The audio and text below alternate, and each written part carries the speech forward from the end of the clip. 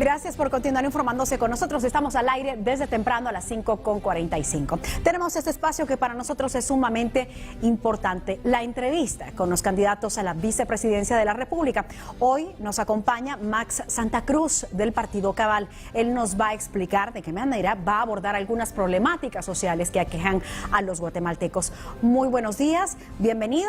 Y antes, el gusto es mío. Antes de comenzar, tenemos esta metodología que nos parece de suma importancia para que usted pueda tener durante 3 minutos el espacio para desarrollar sus planteamientos y qué es lo que le ofrece a la población dentro de la campaña política que ya ha iniciado, así que lo puede hacer a la Cámara 3. Pues muchas gracias, primero por la oportunidad, la invitación, el espacio de estar en TV Azteca en Hechos AM, es un verdadero gusto, Susana. Estamos iniciando hace 15 días ya la campaña política el 27 de marzo y nos quedan menos de 80 días para precisamente llegar a ese momento importante en lo que los guatemaltecos el 25 de junio decidirán con un voto quién va a ser quien pase a esta segunda vuelta y dirija los destinos de Guatemala en los próximos 4 años. Sin duda para nosotros bien importante que la gente conozca cuál es nuestra oferta política, conozca quién es el candidato, en este caso el vicepresidente, ya que durante los últimos años hemos tenido, por lo menos en los últimos 8, la figura del vicepresidente ha pasado bastante desapercibida en el quehacer de la política nacional. Es por ello que con el doctor Mulet hemos acordado la importancia de poder retomar la figura de la presidencia de la República, entendiendo ese complemento entre presidente y vicepresidente, en donde cada quien tiene funciones específicas y en lo que a mí concierne, no solo hay un mandato constitucional que me lleva a poder coordinar los gabinetes de gobierno, especialmente los específicos como es el desarrollo social y también el gabinete económico, pero también darle un sentido estratégico al gabinete general. Y hemos decidido que precisamente es nuestra responsabilidad frente a los guatemaltecos poder hacer planteamientos que retomen la institucionalidad de este país, pero que también permitan al guatemalteco encontrar una ruta en donde la institucionalidad y donde el quehacer de la política parece ser que se ha perdido en los últimos años. Nosotros tenemos 3 ejes importantes que hemos llamado dentro de un plan de gobierno como unas acciones estratégicas más que un plan de gobierno y los hemos definido en 3 áreas, en el área social, en el área política y en el área económica. En el área política tenemos, como ustedes lo saben, una propuesta en donde hemos presentado la posibilidad de, por medio de una consulta popular, retirar a Guatemala del Parlacén, ya que consideramos que 22 diputados al Parlacén no aportan absolutamente nada para la institucionalidad de la región y menos para el país, con sueldos de 50,000 quetzales al mes. Esto realmente ha sido más un refugio de expresidentes y exvicepresidentes que en el transcurso de la noche salen corriendo para ver cómo se esconden del brazo largo de la justicia, y otros que han sido el destino para familiares, para primos y para novias. En la parte también política hemos decidido que el eje transversal de combate a la corrupción y la transparencia es fundamental, donde tenemos que tener un gobierno abierto, un gobierno digital, en donde permita a la gente eliminar todos los trámites y precisamente eliminar también el clientelismo y la discrecionalidad con procesos transparentes. En la parte social, para dar algunas ideas, hemos hablado de la jubilación universal para personas mayores de 65 años de edad, en donde solo tendrán que presentar un DPI y contar con este apoyo de al menos 500 quetzales al mes para poder tener un ingreso adicional a todos esos guatemaltecos que viven en situaciones muy complicadas. Y para hacerlo resumen en estas primeras presentaciones de esta entrevista del día de hoy, hablar que la parte económica consideramos que es fundamental que el gobierno y el Estado facilite oportunidades a los guatemaltecos, para los cuales hay elementos importantísimos como es la infraestructura estratégica en Guatemala, donde se ha quedado abandonado. Hemos tenido un rezago de cerca de 2,000 kilómetros de carreteras al año para poder tener desde caminos principales, secundarios y terciarios la posibilidad de beneficiar no solo al tránsito de personas y de bienes, sino también al acceso a comunidades y a mercados donde anteriormente han quedado relegados de cualquier posibilidad, precisamente porque no tienen cómo sacar productos. Y con eso me quedo, candidato, perdón que lo interrumpa, no quiero verme Tratamos de resumir lo más posible. Sí, pero sí quiero ser como muy puntual para tratar de tener igualdad con todos los candidatos a la vicepresidencia que nos visitan aquí en el Foro Quetzal. Muchas gracias por estar con nosotros y por supuesto también plantear en 3 minutos, que yo sé que es muy corto el tiempo para poder hablar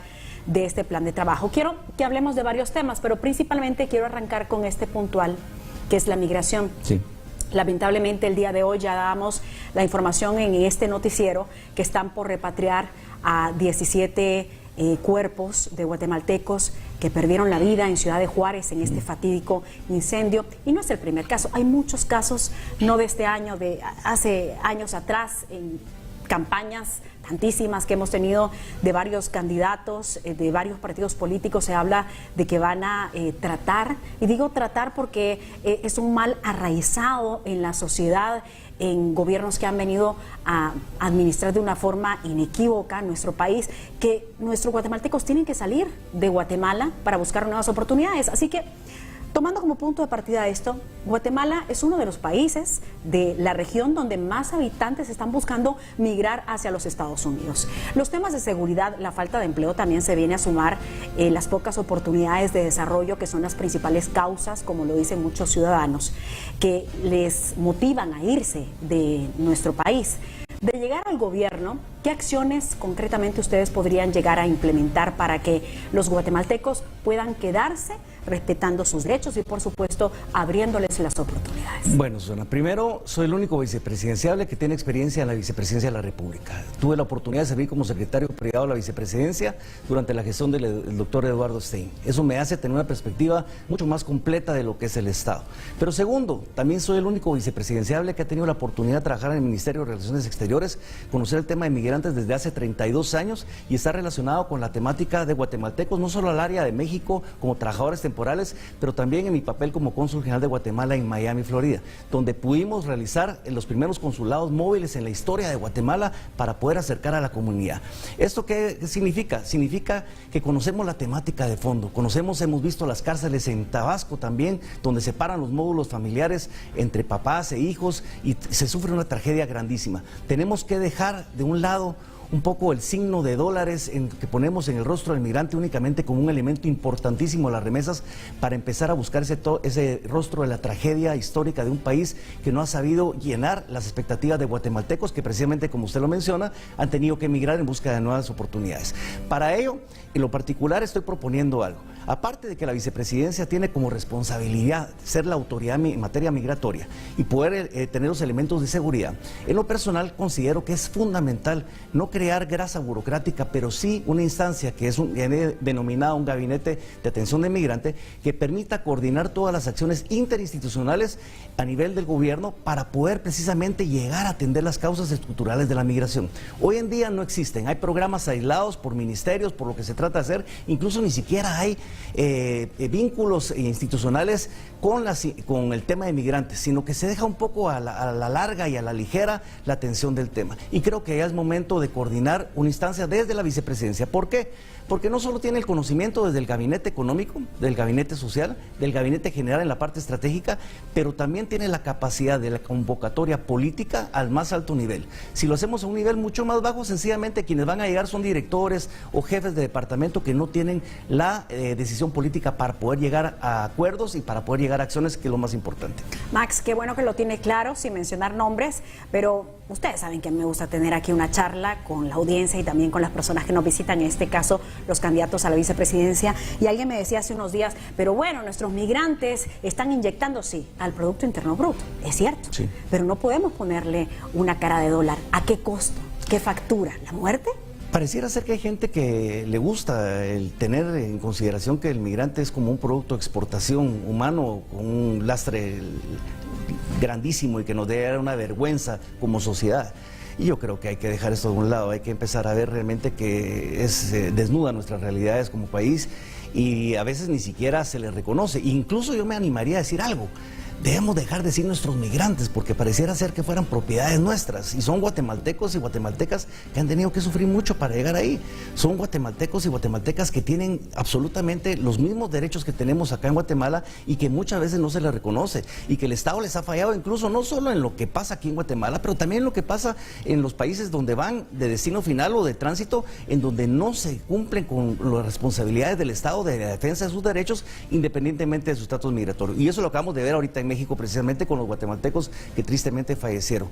No hubo una contundencia de una presencia del Estado de Guatemala en el reclamo genuino, en la defensa de sus intereses y de sus ciudadanos frente al gobierno de México en su responsabilidad, que también como país de tránsito donde se encontraban en ese momento albergados en un centro controlado por el Estado de México. Candidato, quiero pasar ahora al tema del transporte. y es que todas las familias guatemaltecas están muy preocupadas, pero también ocupadas en algo que se vuelve terrible en el día a día, y es el tránsito, que tiene colapsadas a muchas zonas del país, pero principalmente en la metropolitana. Es una tarea ardua, no es fácil, y no solamente debe ser la autoridad municipal, se debe contar también con el apoyo y la guía del gobierno central. ¿Qué planes traen ustedes de llegar al gobierno para poder, tal vez no solucionarlo de inmediato, pero al menos sí tomar acciones no de adorno, sino de fondo, no de forma? No puedo estar más de acuerdo con el comentario que hace. Yo creo que las capacidades municipales ya fueron de hace tiempo rebasadas por la tragedia de lo que vivimos hoy en día los guatemaltecos. Es un tema de calidad de vida, es un tema de competitividad, es un tema de cualquier derecho que tiene guatemalteco es transitar de manera más fácil, pero que no se resuelve ya con pasos a desnivel. Hemos visto que los pasos a desnivel lo único que hacen es distraer el congestionamiento, pero no resuelven el problema. Y no hemos tenido la posibilidad de sentarnos como zona metropolitana, por decir algo, porque no solo es el único lugar donde se suceden este tipo de problemas, pero es el que más se evidencia, de poder llegar y ponernos de acuerdo los alcaldes de la zona metropolitana para poder tomar medidas en conjunto que puedan permitir solventar este problema. Nosotros consideramos de que es momento que el Ejecutivo entre a batear en este campo. Y entre a batear precisamente para que las buenas iniciativas, pero también las propuestas del Ejecutivo, sean las que sumen o las que dan la ruta para poder resolver el tema. Tenemos un déficit, por ejemplo, de 300 kilómetros de carreteras, por lo menos en el área metropolitana, para poder ayudar a calmar el problema de tránsito, para que la carga no tenga que pasar necesariamente por la ciudad de Guatemala, para que no solo haya una vía que va de oriente a occidente y que es la arteria principal que se llena, se satura y no hay posibilidad de salir adelante desde la Roosevelt hasta el Boulevard Los Próceres. Tenemos que entrar con sistemas intermodales de transporte mucho más eficientes. El teleférico es un tema de transporte turístico y decorativo que no resuelve el problema porque no es un tema de transporte masivo. Necesitamos mejores formas de propuesta. Por supuesto, hay una cultura que va asociada a la parte de mejores formas como el uso de bicicleta, las ciclovías, etcétera, pero también hay que entender que si al pueblo le quitan rutas cortas, por ejemplo, pues va a tener que venir y comprar la moto para poderse trasladar, y por eso es que vemos un mercado de moto saturado absolutamente y que desborda la ciudad.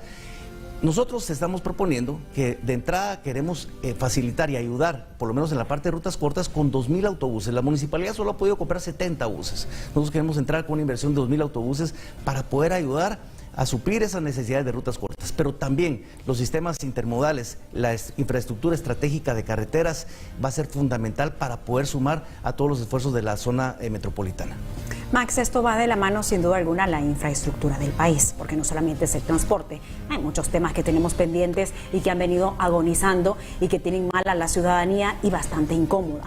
El país es un punto importante donde se puede recrear no solamente la movilidad adecuada y correcta para nuestros ciudadanos, sino también un punto para la atracción de inversiones que tanto necesita el país. ¿Cómo trabajarían ustedes para que se pueda contar con las carreteras que hoy está exigiendo la población, el sector empresarial, pero no carreteras que nos sirvan para un par de meses, solo para inaugurarlas, sino carreteras que tengamos a largo plazo? Mire, dos reflexiones rápidas.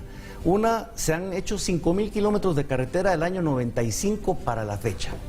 Tenemos un déficit de 2.000 kilómetros de carreteras anuales. Y el último año se hicieron 87.4 kilómetros de carreteras. ¿Qué estamos esperando? ¿Qué estamos jugando? ¿A qué queremos aspirar? Hablar de competitividad y atracción de inversión si no tenemos ni siquiera las capacidades básicas para poder ser competitivos en términos de la atracción de la inversión.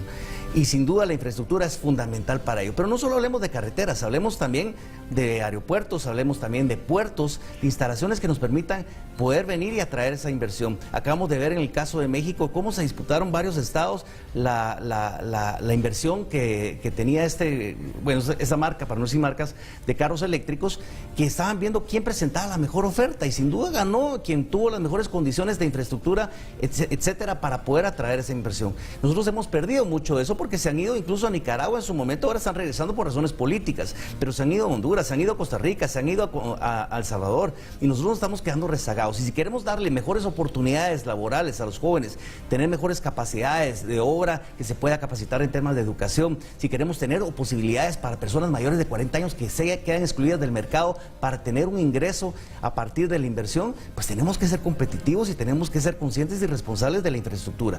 Como usted bien dice, si ojalá los alcaldes, ojalá los ministros trabajaran como lo hacen en el último año de gobierno, sin duda durante los 4 años antes no tendríamos estos problemas y sencillamente serían reelectos y no tendríamos que andar viendo otra vez en una campaña sobre el tema de infraestructura. Tenemos las peores carreteras que hay en la región centroamericana. He tenido la oportunidad de recorrer Centroamérica en moto desde Guatemala hasta Costa Rica y le puedo decir que estamos rezagadísimos y es una vergüenza que no haya habido la posibilidad de tener un sistema de infraestructura decente, pero también que haya servido para poderse llenar las bolsas de muchísimos funcionarios de turno donde la corrupción ha sido lo único que recordamos de ellos. Vehículos de corrupción. Se nos ha ido el tiempo. Las conclusiones, por favor, algo muy puntual que quisiera decirle a la población. Yo los estoy leyendo constantemente en las redes sociales. Quiero aclarar que este espacio es utilizado para que nuestros candidatos a la vicepresidencia, que es el tema de Hechos AM, puedan presentar sus propuestas, poder entender, porque yo creo que más allá de criticar, de fiscalizar, que obviamente lo tenemos que hacer, necesitamos decidir con inteligencia y con sabiduría, y no lo vamos a lograr si no conocemos las propuestas de los candidatos. Así que, por favor, el tiempo es suyo. Bueno, yo les puedo decir algo. Sin duda van a encontrar ustedes diferentes planes de gobierno muy buenos. Las diferencias van a ser comas. La distancia entre uno y otro, entre los binomios, va a ser las hojas de vida de las personas que vienen a proponerles a ustedes cuáles son las soluciones, cuál es la forma de atender responsable y seriamente a Guatemala.